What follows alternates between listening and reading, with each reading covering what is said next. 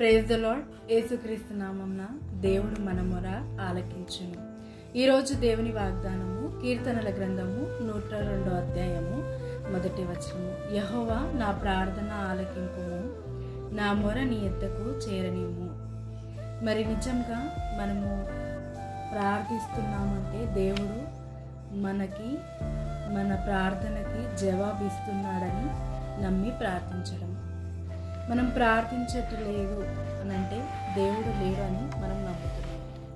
దేవుడు ఉన్నాడు అని అనుకుంటే మనం తప్పకుండా ప్రార్థిస్తాం. ఈరోజు చాలామంది విడిపింపబడతలేరు అని అంటే ప్రార్థన చేయలేకపోతున్నారు. మరి అపవాది గాడికి సమయము లేదు. మరి ఎప్పుడు మనం ప్రార్థిస్తే విడుదల పొందుతామో అని మనని ప్రార్థించకుండా కొన్ని బిజీ దాంట్లో పెట్టేస్తారు.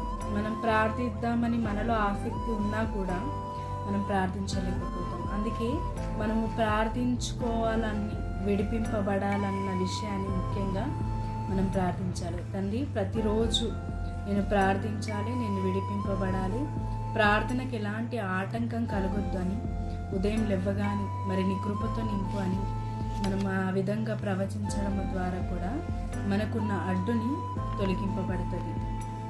మరి ప్రార్థించడం అంటే దేవుడితో మాట్లాడడం.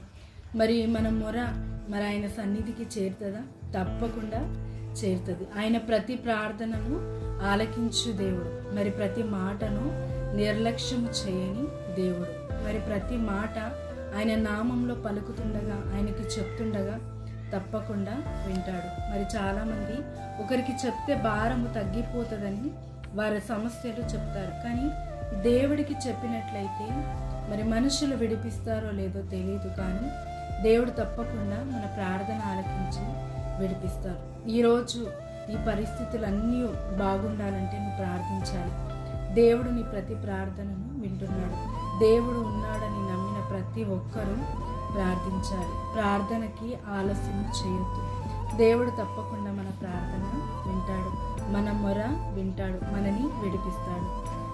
అందరి వాగ్దానాన్ని పొందుకొని గొప్ప ఆశీర్వాదంలో ఉండాలి. మీకు వచ్చే అపాయాలు తప్పింపబడాలి. ప్రార్థన అంటే మీకు కాపుదల, ప్రార్థన అంటే ఆశీర్వాదం, ప్రార్థన అంటే మార్గం మనకి తెరవబడుతుంది, ప్రార్థన జ్ఞానాన్ని మీకు బోధిస్తుంది. ప్రార్థించి మీరు అనేకములో మా ఆశీర్వదించబడేలాగా దేవుడు దీవించుగాక.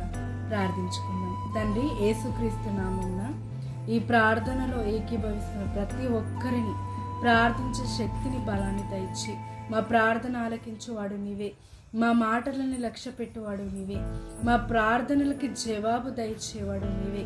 మా ప్రార్థన నీ సన్నిధికి చేరుతుందయ్యా.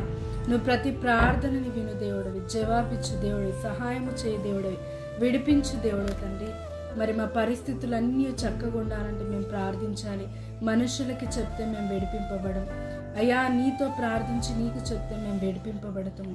అపవాదికి తెలుసు కనుక నీతో ప్రార్థించకుండా చేస్తున్న ప్రతి శక్తులను నువ్వు లయము చేసేందుకు వందనాలు.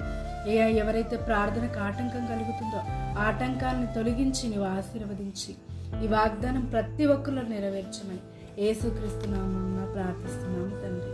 ఆమేన్. ఈ వాగ్దానం అందరిలో నెరవేర్చబడి మీరు ప్రార్థన చేసి దేవుడితో మాట్లాడి సమస్త మేలులు పొంది ఆశీర్వాదకరంగా ప్రతిరోజు ఉందురుగాక. ఆమేన్.